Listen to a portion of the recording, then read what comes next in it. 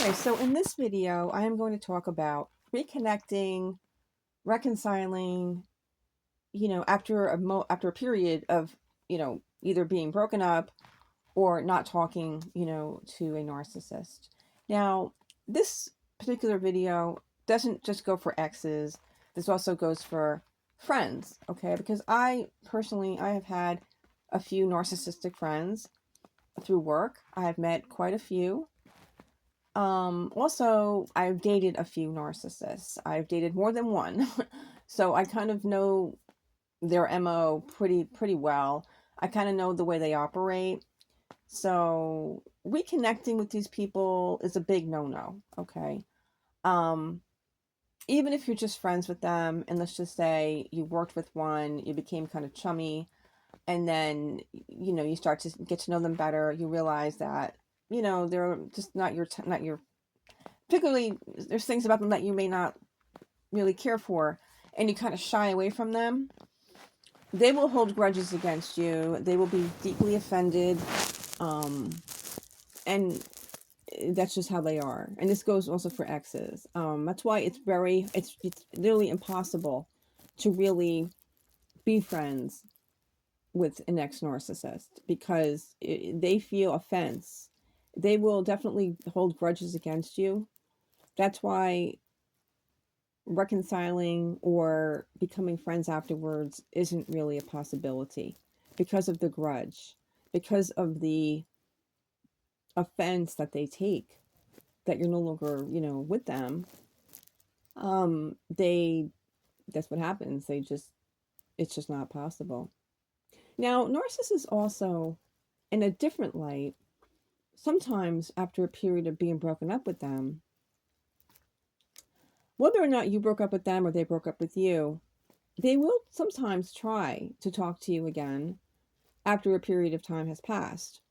If they have become single and they don't have any new supply or any supply at all, they may go back and look and see, go back to their exes and see if I could, if they can possibly, start talking to them again. They might BS you a little bit, but that's only to get what they want. And a lot of times these people freak out when they become single because they really can't handle being single for more than really weeks, days even sometimes.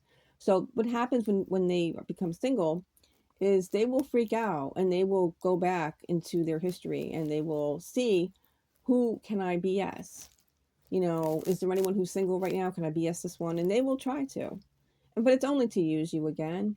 It's not to really become friends with you. It's not to mend your broken friendship or relationship.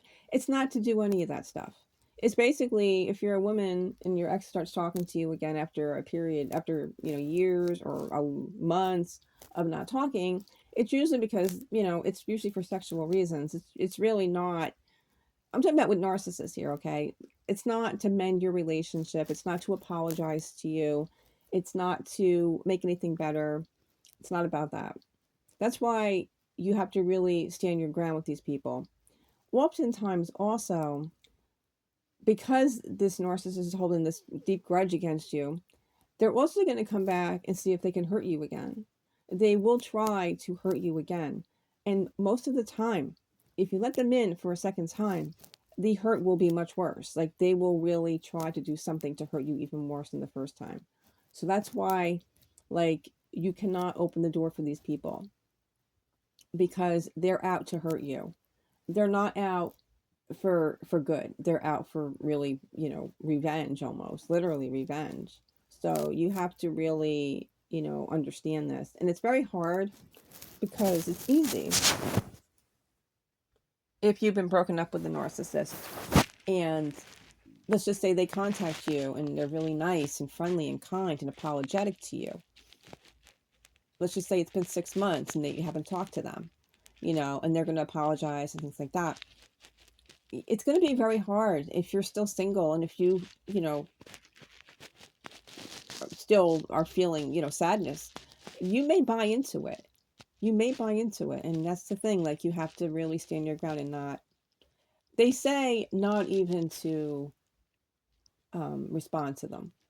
That's why they say that the no contact is really important when you're dealing with these people, because they are very good at manipulating, and they will manipulate you. Even if you're trying to be strong and stand your ground, they will manipulate you to either meet them, to start talking to them again. They're going to try and feed you some BS that they're sorry, they apologize. But it's not for that reason. It's not because they really want to make amends. It's because they want to come back to use you more and hurt you again. That's it. There's and this is hard. It's difficult. It's hard to know this. Now, I didn't know this when I was going through the phases of dating narcissists, because I've dated a few of them. I didn't know this. I just, I was very forgiving. I was very sweet all the time. I always gave everybody the benefit of the doubt. And, you find out the hard way with these people, but you can't. You have to stand your ground and just keep moving forward. And you can't really talk to them because they're, as I said, they're master manipulators, these people, and they will manipulate you into forgiving them, into talking to them again. And you're going to find yourself right back to where you were before you broke up. This is what happened to me. When you're broken up with these people for a year or two, and you start talking to them again because they contact you, your inner self is saying, no, I shouldn't be talking to them. But they're such good con artists and manipulators that you kind of get sucked into it, and you just start talking to them again. And then you start thinking to yourself, oh, maybe they've changed. Maybe they really are sorry. Maybe they're different. And then you realize that they're not different. They're actually much worse. And they're out to get you. They're out to hurt you. And it's crazy to think like this, but that's really the truth. And this is not just with exes. This also goes with friends. If you have, a narcissistic friend that you kind of stop talking to, and you start talking to them again, and they will hold this grudge against you. They will. And they'll kind of turn it around to make them feel like they're this victim, and that, you broke their heart, and you're just like, well, look, I wasn't looking to do that. You know what I mean? Like, they're very dramatized as well, these people. Like, but you just have to stand your ground. One of the things that I do is that, I always remember that, people have a choice to make. These narcissists have choices, and God gave everybody free will. And with the free will comes a burden. That burden is making choices. We're free to make our own choices. And the burden of choice is very hard. It's difficult because you don't know if you're making the right choice or the wrong choice, but you have to make a choice. And narcissists always choose the wrong choice. They don't choose to become better people and treat you better and stick to their word and, keep their promises and do the things that they're supposed to do. Like, they don't choose to do that. They choose the other way. And that's not our fault. And we have to remember that. Like, it's not our fault what happened. A lot of times we blame ourselves. Like, God, I was dumb. I was stupid. What was I thinking? And we blame ourselves. But we can't blame ourselves because we did not know what these people were until, most of the time after the fact. After we've been broken up with them for a while, that's when we realize what they were. But everybody has a choice to make. And they didn't choose us. They didn't choose to work things out with us or make things better with us or put any effort into the relationship with us, right? They chose to either cheat on you, to, get with other people immediately. That's their bed. And if you make a hard bed, you have to lie in it. Kind of like that old wise tale, like that's, and that's just the way it is. And a lot of times these narcissists will try to come back after they've either, gotten with other people, they don't compare to you, they're not as good as you, and they realize this. A lot of narcissists do realize this, and they will try to sometimes swindle back.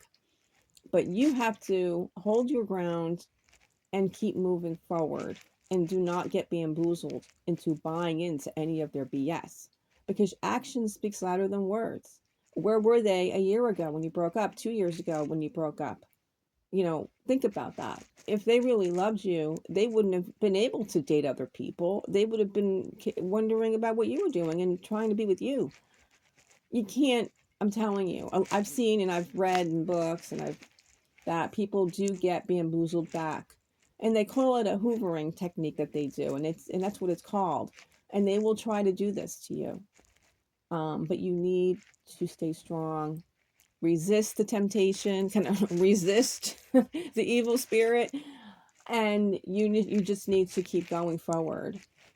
And that's hard because, like I said, a lot of times we are confused after we break up with these people. We stay confused for a long time because they don't give us closure. We don't get any real closure from these people. So we stay confused for a very, very long time. And sometimes, like for me, I reconnected with mine only to find out what the hell happened. Like it wasn't to be with them again, it was just to talk to them to get that closure as to why did they do what they did? Why did they act the way they did?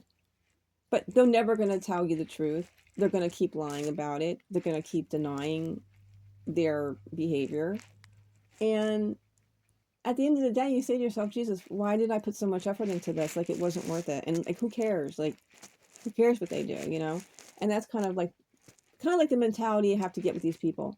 I know I feel bad for people who marry them and have kids with them. I can just imagine that horror show of what that would be like. And then having to co-parent with them and share custody. And then I I'm so glad that I didn't go down that road.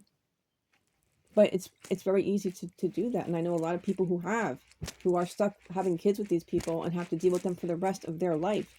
And it's like, Jesus, like, that's a really bad thing. Like, I've spared myself that. And, like, you know, I'm grateful for that. But you just have to stay true, you know, stay the course that you're going and find somebody else. But you're not going to know. This is the thing too, because they can come back. As I said, they're like a sheep and what's that? A wolf in sheep's clothing. They might come back and be like, "Hi, how are you? How you been?" You know, come back kind of being very nice to you, very, you know, on good behavior. And you might think, wow, maybe they're different, you know? And if they're not different, they're actually a lot worse. They only get worse. As a narcissist ages, their disorder deepens and it kind of envelops their entire personality. And it's basically a part of their whole being now. You know, this disorder, you know, they say it happens in childhood, you know, if that's what they say, you know, it's, you know, a lot of times the golden child is the child who was spoiled, who was given a lot as a kid. They were never disciplined. They were told they could do no wrong. They were praised, even when they should have been, you know, maybe scolded. They were praised. It was always the other kid's fault, not never their fault. And this is how people become narcissists. And a lot of people say that it's in the genes to become a narcissist, and it could be. You know, I don't know for sure. I didn't really study that deep into this thing, but you know, I do feel that a lot of narcissists are spoiled brats as a child, as kids, and they hold on to that into adulthood. Not to say that they don't strive to be um, you know, successful, because a lot of narcissists are successful. There are some that are, some aren't. It's like everything in life, you know, but some are. Um, it just depends on that particular narcissist. But that's a whole other video. I try to stick to the one topic when I do this stuff and stay to just, you know. But no, you just, you know, you can't reconnect with them.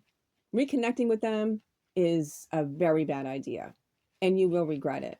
You will regret it because, you know, I've never heard anybody going back with a narcissist, whether it's a friend or not, an ex, and it ever working out. It's always like this big dramatized story that happens, and like it's always bad. And in my own experience, it was not good either. So, you know, I think that you have to really truly, and if you do need to talk to these people for any reason, you have to keep it short and sweet, like a minute and a half. That's all. Keep it very generic and don't carry on long discussions with them because, as I said, if they come around to you just being like, hi, how you doing, trying to make small talk with you, that will escalate. If they're really looking to, like, you know, use you again or use you for whatever it was, whether it's money or sex, they will. And they'll start off really sweet and nice to you, and you'll think, wow, they may have changed, and they haven't changed at all. These people are incapable of change. They're incapable of it because they will never see that they have a problem. They think that they're perfect. It's always the other person's fault. It's always the other person's wrong. It's never them. They never take accountability or responsibility for anything wrong that they do. So their change is not going to happen with them because they're incapable of seeing anything bad about themselves. They really believe that they're perfect. So you have to understand this. But no, never reconnect, never reconcile. Don't go down that road. Always remember, action speaks louder than words. Where were they when you needed them? Where were they when you were trying to talk to them and they were giving you the silent treatment? Okay, where were they then? Okay, where were they when they immediately got with other people when you just broke up, right? How could they possibly come back and say, oh, I love you? And how could they possibly love you with all that, all the things that they, all the wrong things they did to you? So it's all BS. Don't make excuses for these people. A lot of times that's what I used to do. I used to say, well, he just doesn't know. It's not his fault. You know, you can't make excuses for them. They know exactly what they're doing. These are very intelligent creatures, these people, okay? Very intelligent. They're very strategic. Everything that they do is pre-planned, okay? They pre-plan, everything is pre-planned and strategically thought out with these people.